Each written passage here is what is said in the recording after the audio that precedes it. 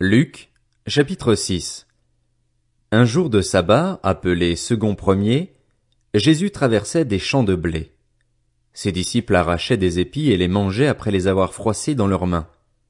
Quelques pharisiens leur dirent: Pourquoi faites-vous ce qu'il n'est pas permis de faire pendant le sabbat?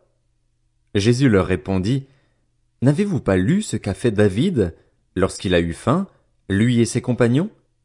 Il est entré dans la maison de Dieu, a pris les pains consacrés, en a mangé et en a donné même à ses compagnons, bien qu'il ne soit permis qu'aux prêtres de les manger.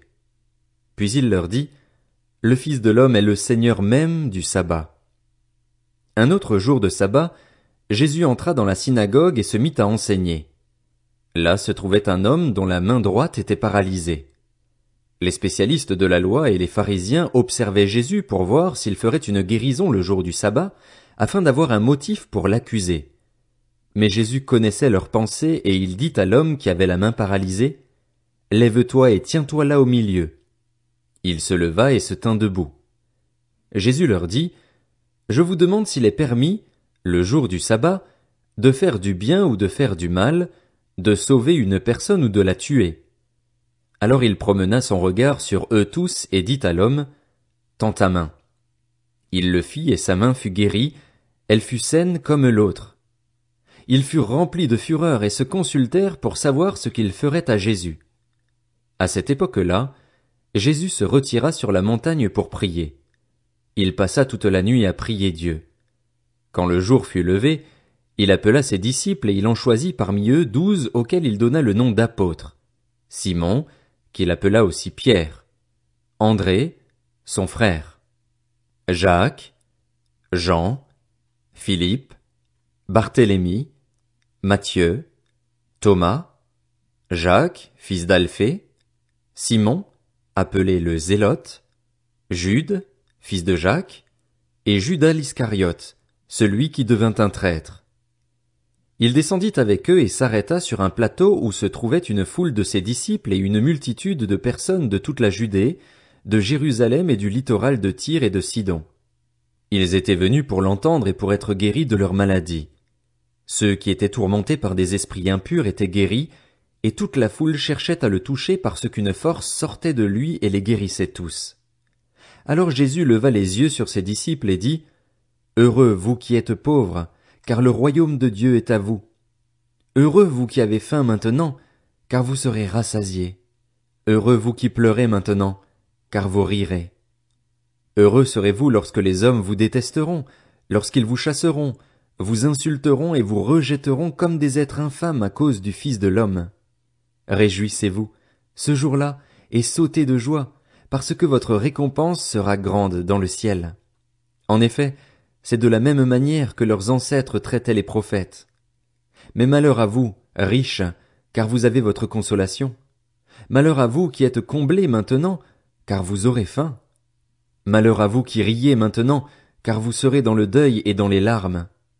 Malheur lorsque tous les hommes diront du bien de vous, car c'est de la même manière que leurs ancêtres traitaient les prétendus prophètes. Mais je vous dis, à vous qui m'écoutez, aimez vos ennemis, faites du bien à ceux qui vous détestent, bénissez ceux qui vous maudissent, priez pour ceux qui vous maltraitent. Si quelqu'un te frappe sur une joue, présente-lui aussi l'autre. Si quelqu'un prend ton manteau, ne l'empêche pas de prendre encore ta chemise. Donne à toute personne qui t'adresse une demande et ne réclame pas ton bien à celui qui s'en empare. Ce que vous voulez que les hommes fassent pour vous, faites-le vous aussi de même pour eux. Si vous aimez ceux qui vous aiment, quelle reconnaissance en avez-vous? En effet, les pécheurs aussi aiment ceux qui les aiment. Si vous faites du bien à ceux qui vous font du bien, quelle estime en avez-vous? En effet, les pécheurs aussi agissent de même. Et si vous prêtez à ceux dont vous espérez recevoir en retour, quel gré vous en sait-on? En effet, les pécheurs aussi prêtent aux pécheurs afin de recevoir l'équivalent. Mais aimez vos ennemis, faites du bien et prêtez sans rien espérer en retour.